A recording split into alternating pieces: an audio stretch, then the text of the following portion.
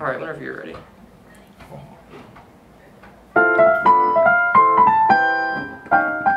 wait, can I try that again? Yeah, go for it.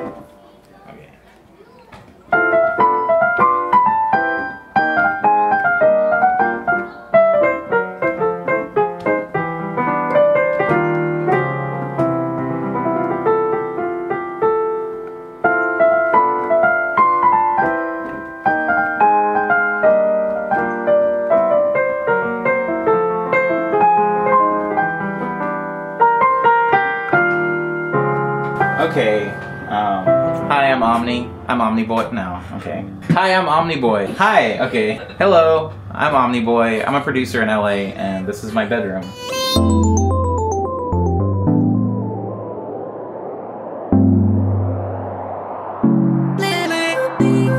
Okay, so writing instrumental music, I prefer to write instrumental music than to write with vocals or vocalists, because I feel like it widens its reach or its appreciation.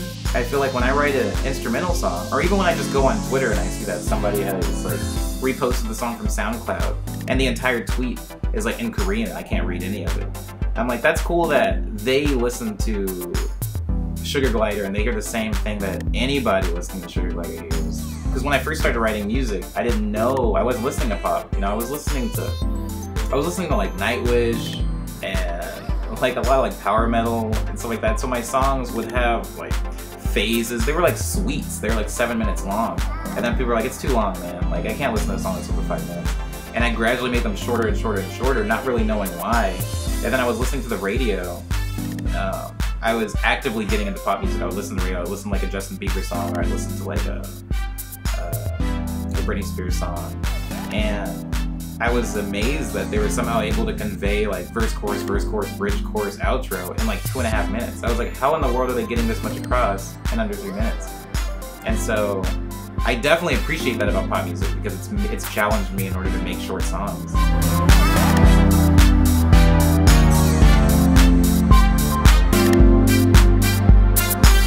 So like, how do most of my songs come together?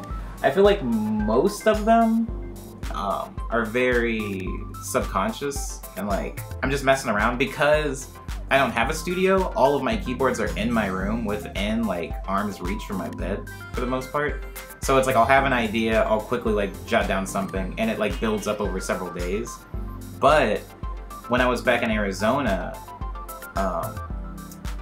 that didn't happen. And I think it was because I lived in a house that was like kind of contained, way in the suburbs, like off in the desert. I just wasn't seeing a lot. Like I said, like everything was really beige. There wasn't a very rich pool of inspiration to pull from. And I feel like in LA, just in a day, it's like I got these windows, I can see all this stuff happening in the cul-de-sac, I can take the bus to downtown. There's like Chinatown, Koreatown, like Little Tokyo, Jewelry District. There's like all these different things that just in like maybe 4 hours, like taking a walk around LA, I come back with so many things that I haven't seen or heard or smelled or tasted before. And so I'm like constantly writing. I always feel like I'm not doing enough or I'm not doing things right until like 3 people say like, hey, like good job. And then I'm like, oh, okay. And so I feel like lately I've been able to do what I'm like really comfortable with and it's drawn more people in and people are, even like normies are really tied to social media. And I know that they don't put me musically on the same level that they put what they see as like music, like Chance the Rapper and you know, all these like really big acts. So it's like, oh, these are really big acts. There's also this guy that I follow on Twitter that does like these like cute videos every now and then. And so I do feel like I'm getting to like a normie scene. Definitely not on the field of like a performer and an artist, but I don't know where I got this idea that like artists were supposed to be like transparent and like really honest and forthcoming, because I thought that that was a thing for a really long time, and I was like, people want to see that. Like, people want to see you struggle. Like, if you're hungry, like, you should tell that to everyone. And people will be like, wow, he's working so hard. He's hungry. Like, go him.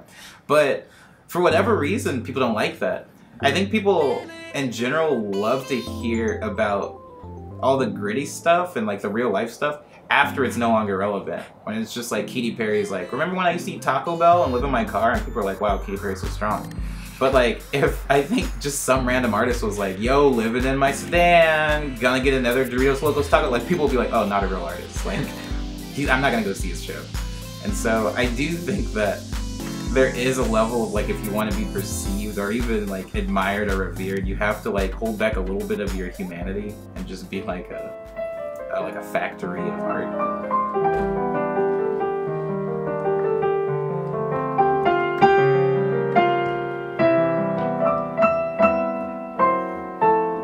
I never feel completely like owned or accepted by any like art group or group of people. I feel like I'm kind of always like visiting, like I'm just like stopping by, playing some music, and then I'll leave. So I feel like one of my biggest failures is just saying, oh, this won't work, or like before I even try it, or like, oh, people won't come, or if I make a shirt, people won't buy it, or if I release this song, people won't listen to it. And so I think that the way to overcome that, like I didn't overcome it on my own. I think that I just gave up, and I like in 2015 I gave up and I just started putting everything out. Like I would make a thing and I'd be like, this is bad, and I would release it. And I would make something else and I'm like, I can't make it sound louder like the rest of the SoundCloud, and I would just put it out. And I would make a song and there'd be a mistake in it after it was up sometimes, and I'd be like, nah, it's up. There's like one comment on it, can't put it down now. Like, and I would just leave it up. And then I realized that year that like you just have to believe in not only your own art, but believe in the people, like, because I don't think that there is such thing as like quality in art. I think it's a lot of visibility. I think that if me and somebody that makes the same exact song I do has no internet presence, the song's just not going to do as well. And I think that if somebody made the same song as me that has like 100,000 Twitter followers, the song's just going to kill. Like, I think that visibility is huge. And so I think that the failure is just assuming that things aren't gonna work. Like, I think that, and the way to overcome that is just put things out. I know, like, I think that works for anybody. I mean, even if you're not making music, if you're making, like, if you're drawing or if you're making videos or whatever, if you just keep putting things out, maybe it is garbage, you know, but I think that the only way to really learn that it's garbage and then grow from the garbage is to put it out and have somebody go, hey, this is trash. And then you go, okay. And then you try something else, and then you keep trying. But I feel like if you allow yourself to be paralyzed by the fear of failure,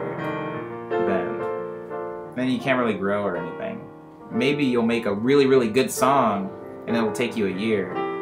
But I would much rather make like 40 bad songs and then get like that 41st good song than have been quiet for an entire year and then